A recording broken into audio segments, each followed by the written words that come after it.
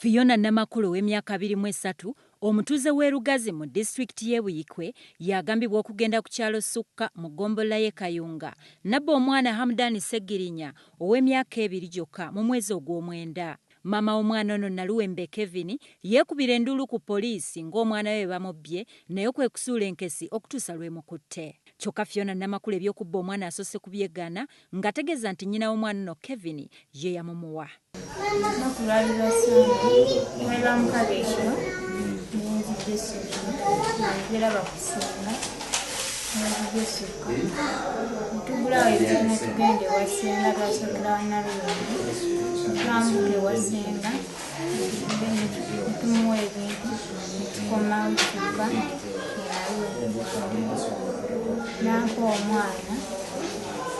Nampane obuloye nampane suuka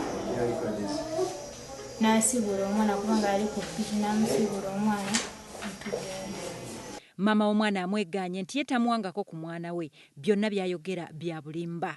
Fiona okutwala omwana wange yajjira wa bbaayo wa Sseggujja naye saategeera nti oba yali aziridde kubba mwana wange kubeera alina n'aba abalala be yali yeekwasa ekireka nti omwana wange ye gundi, mwana wange ye gundi. Tugenda okunoonyerezaako Fiona nga yatwala lutwazi mwana wange gwe yali ajiridde okubba nga yamulimba musajja. Kati yajja ewaka yajja ne sabbuuni oba ne sukaali n'omugaati guno obwa kitaka buno obw'2,000+. Kakati nga abuteekawo awaka. Mama wange kuba yali etonye yali yeebase. Kati ate nze nali bweru naye nga ndi mu kafumbiro ntudde. Ono najja ewaka. Oyo bbaawe waliwo emikolo egyaliko eyo ku kyalo gyali atutte ebintu kati yali akomyondoza namusangawo waka awo saakuna bulungi naye ono namulaba ngazze omwana n'atwala omwana ku omwana yali awa maama n'amusitulawo ne bamuteeka ku ppiki ne bagenda.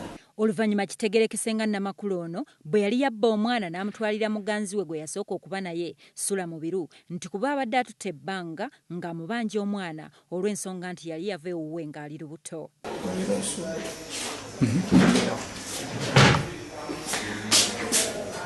Zoyo omufunisa olubuto n'avaayo ewaka akola wamuganda ojjajjaawe n'agenda ze bulijjo ndabirira manyi nnina omwana abeere wooli oba wooli natuusiza ne mugamba leeta omwana wange mbeere naye yali esuusi mukima olina twabaddeawo ne bamuha nange ne bankula essimu nemuleeta.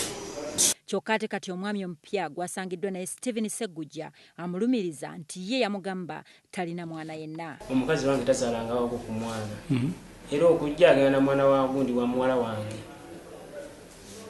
kwegenda naye. Namakulu alabye bimusobedde kwe kukkiriza ng'omwana bwe yali amubbye era n'asaba asonyiibwe.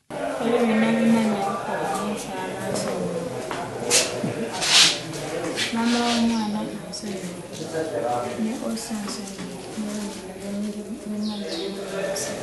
mu kiseera kino no wakuvunaanibwa gwa bubbi bwa mwana era nga wakusimbibwa mu mbuga z'amateeka avunaanibwe. Okusinziira ku myaka gy'omwana n'engeri gye yamutwalamu ate n'agaana omuzza then tujja muvunaana omusango gwa child stealing ate ne musajja we tubaire tulina kigendererwa kya muvunaano naye okuva lwe yakitegeera nti yali anoonyezebwa ku gw'omwana ate naye yeeyongera kwekweka na mwana meaning nti yeekobaana noono omuwala babba omwana ataali waabwe. So nze nabikubidde omulanga abazadde bagaanenga pulagajali abaana waabwe nga bakkiriza omuntu yenna gwe batamanyi buvona buddo okutambula n'omwana waabwe nga bwayagadde. Tulabye ba house girl nga wabulawo n'abaana, tulabye abantu ajja n'afumbirwa wiiki emu mu kitundu n'abbawo omwana. So abazadde beeyongera okubeera vigilant ku baana baabwe. Then abasajja babeere abeegendereza. Siraba lwaki omukazi gw'omaze emyaka 2 nga tolaba aveeri n'agamba ate nagenda n'olubuto lwo ate nakuzaalidde omwana olubuto lwo talabangako olubuto lwo tawanga buyambi bani wabadde obwo obuyambi. So sikutwala buli kyofunye nti ate banzaalidde ne baleeta ekibba abaana kikyali ky'amaanyi nnyo mu bitundu by'eggwanga ebitali bimu era ng'abazadde bazze bakubirizibwa okuba beegendereza ku baana baabwe naddala mu biseera bino ng'oluwummula lunaatera okutuuka. Alipoota ekuŋŋaanyiziddwa Kigongo David ku lwa WBS TV okuva e Kayunga.